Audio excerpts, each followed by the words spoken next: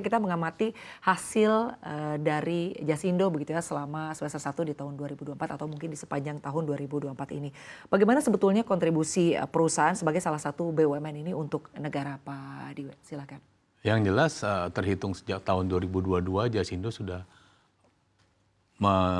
menghasilkan kinerja positif.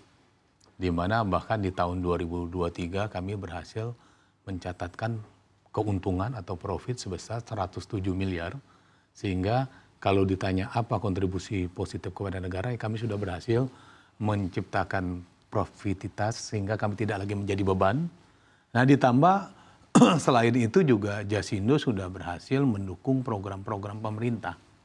Nah, keberhasilan Jasindo mendukung program pemerintah ini ke depan Jasindo juga akan terus menjadi mitra utama pelaksana untuk mendorong program ketahanan pangan nasional.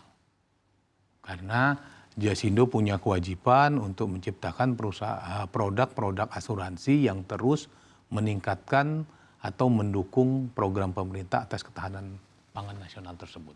Kita sudah punya produk asuransi tani padi, kemudian kita juga punya sekarang produk asuransi jagung, kita punya produk asuransi ternak sapi, saat ini juga kita sudah punya produk asuransi bawang merah, dan juga produk asuransi tembakau.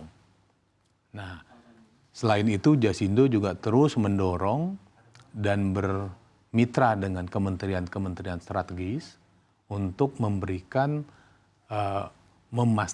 program yang dilakukan oleh pemerintah itu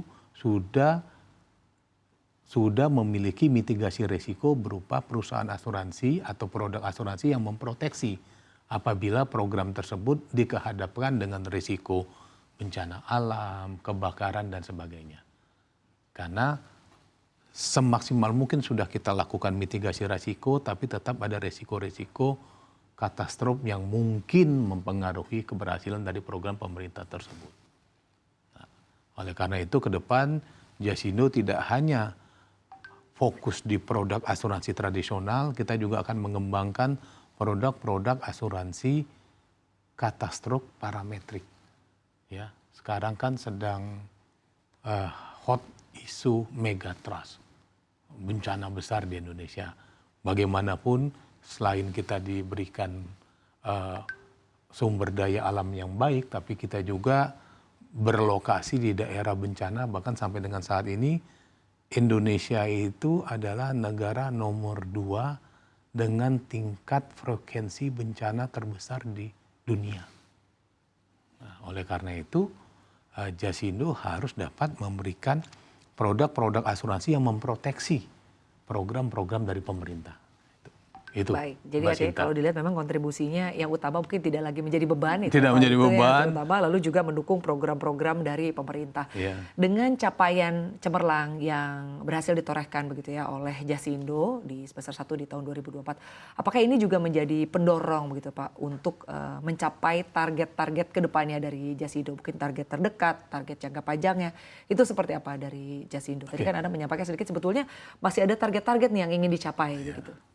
Jadi Jasindo optimis bahwa keberhasilan di semester 1 ini akan kami lanjutkan untuk keberhasilan pencapaian kinerja di semester 2. Jadi semester 2 ini kami harus memastikan bahwa bisnis renewal atau bisnis existing Jasindo itu 100% bisa di retain.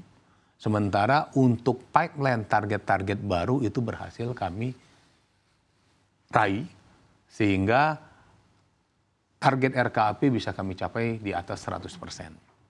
Nah, optimisme di tengah kita lihat penetrasi asuransi yang sampai dengan saat ini, penetrasi asuransi umum masih di 0,5%. Namun pertumbuhan ekonomi Indonesia di angka 5%. Dengan keberhasilan dan leverage holding yang dimiliki oleh Jasindo, kami yakin di semester kedua ini kami berhasil untuk take off, ya, untuk mencapai target di semester 2 dan juga mempersiapkan target-target kami di tahun 2025 dan 5 tahun ke depan.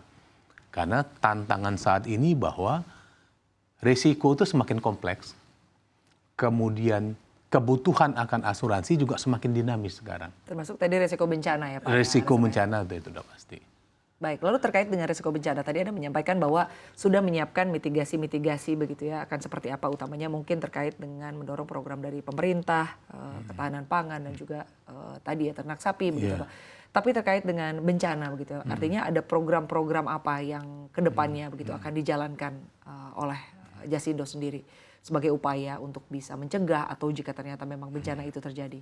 Ya, yang jelas sih saat ini Jasindo sudah bekerja sama dengan Kementerian Keuangan, dalam hal ini Direktur Jenderal Kekayaan Negara, untuk memproteksi aset pemerintah yang kita sebut dengan asuransi barang milik negara, di mana Jasindo berkontrak secara individual kepada 81 kementerian lembaga untuk memproteksi aset pemerintah di seluruh Indonesia, di mana jaminan utamanya adalah jaminan katastrofe, mulai dari gempa bumi, banjir, kemudian bencana alam lainnya, typhoon, karena semakin kesini resiko itu semakin nyata. Ya, di tahun lalu, di awal tahun ini kita mengalami yang selama ini kita sebut angin puting beliung.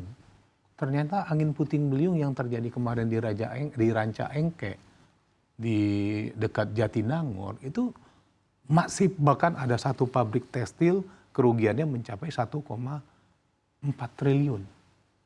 Nah, oleh karena itu isu bencana itu semakin nyata di kita.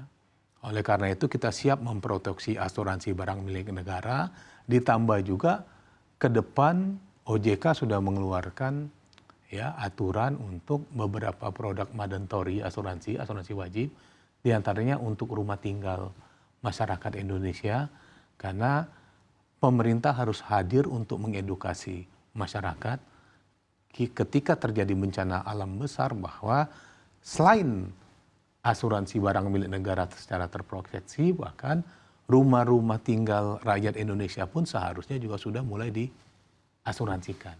Nah, Jasindo mendukung untuk memberikan proteksi asuransi rumah tinggal kepada seluruh masyarakat Indonesia dan juga kepada sektor usaha. Itu mungkin jadi ini juga yang penting juga dan perlu dilakukan oleh pemerintah begitu ya, sosialisasi terkait pentingnya berasuransi khususnya mungkin aset tempat tinggal milik pribadi begitu ya Pak Diwe.